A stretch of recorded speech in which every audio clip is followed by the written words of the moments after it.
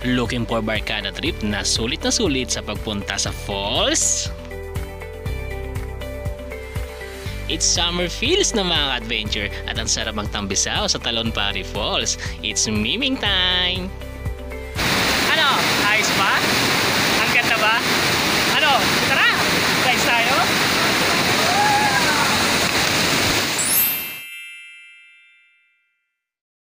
Welcome sa bagong edition ng Carlos Adventure. And for today's vlog, ito na yung part 2 na namin. Ito nga, nagkatunan ng disgrasya pa nga ako sa part 1 namin. Andito na kami sa sa Talon-Pari Falls. Then nakapagbayad na kami ng entrance. Na magkano? 20 per head. Ano, 20 per head. Tapos yung tour guide, ayun, 300 for 5 packs. May nakasama pa kami dalawa. Ayun sila, kasama namin. Di ba, ito na, magsisimula na kami mag-ride sa pupunta doon. Guys, samahan nyo na ulit kami na mag-explore and mag-enjoy. Kumusta? Masyado yung seryoso. Guys, tara! Unang challenge sa pagpunta sa falls, kailangan nyo bumiyahe patawid ng Sapa. Mga 10 minutes lang from the first registration to the next station. Ayan, so medyo nahirapan tumawid dito sa yung may ilog.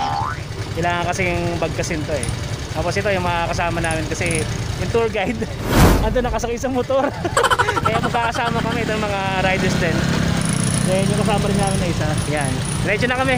Okay na kami. Sige. Ayan, so nag-stop muna kami sa second na reception. Ito may babayaran uli kami na 20 pesos na entrance. Tapos yung parking pag sa motor 20 pesos din. Tapos sa 4 wheels 40 pesos lang. Ayan. Then pwede na kayo pumasok doon sa loob. Pwede na uli yung motor ulit sa loob para mas malapit lang ulit. Kaysa maglalakad ka pa galing doon sa unang reception, mas mahirap. Bibiyay ulit kayo ng 10 minutes para marating nyo ang parking area at kayo na bahala na kung gusto nyo naka-proper swim attire na papunta sa falls. Ayan, so ito na naman uli kami.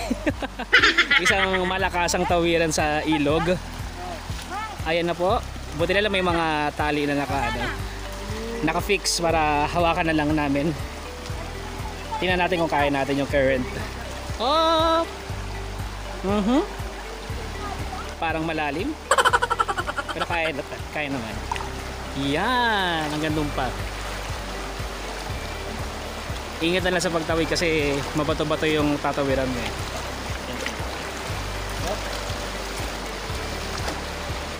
Ayan, mukhang ito na nga kami.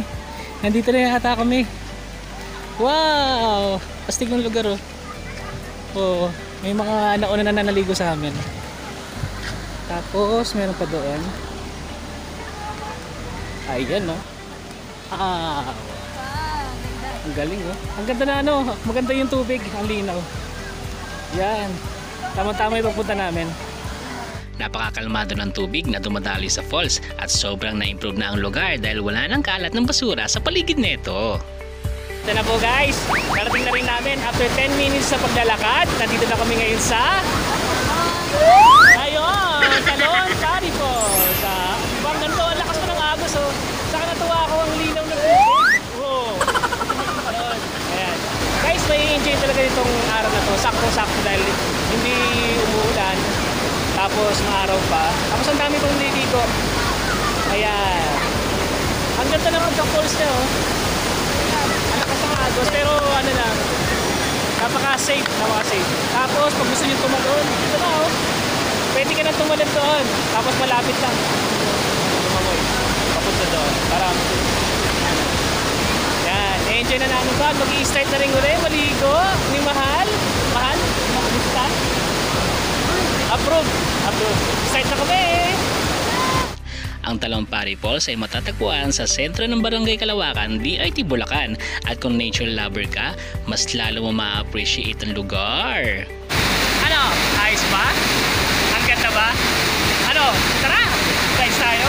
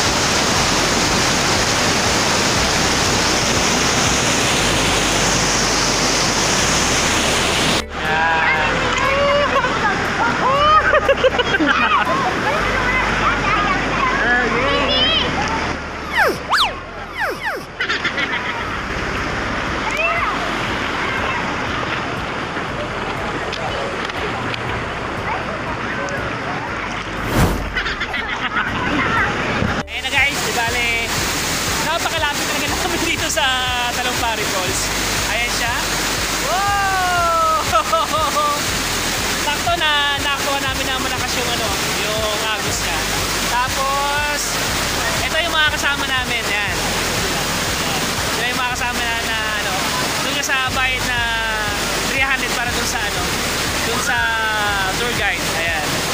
Tapos, yung oras pala ng pasok dito hanggang 3 hours lang pala. Di ba, sulitin na yung 3 oras, tapos pwede na umuwi. Ako, okay na ako dun di ba?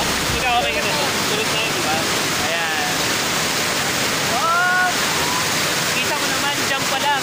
Wala na. Manalo na yung lugar. Oh! Puntahan nyo ko to guys. Puntahan nyo to. Sulit talaga. Sa di kalayuan, may mga falls din dito sa kahabaan ng Talumpari Falls. Kaya masusulit mo talaga pagpunta mo dito. Ayan guys, so natapos na kami maligo dito sa Talumpari Falls. Then, ayan, marami pa nag-enjoy dito na gusto pang maligo. Siguro haputin pa sila ng hapon dito. So guys, kung na-enjoy nyo itong vlog na to, please subscribe, like, and hit the notification bell para updated kayo sa lahat ng mga videos na pinapanood nyo sa amin. Yun, share nyo na din. Kaya guys, kita-kits sa sunod namin. Bye-bye! Ayan. Ang pagbisita namin sa mga natural na yaman ng ating kalikasan ay lubos na nakakatulong sa ating katawan. Binibigyan tayo neto ng kapayapaan ng isipan kahit panandalian lamang. Ang mahalaga ay maaalaala at kailanman ay hindi mo malilimutan. Thanks for watching Cardon's Adventure!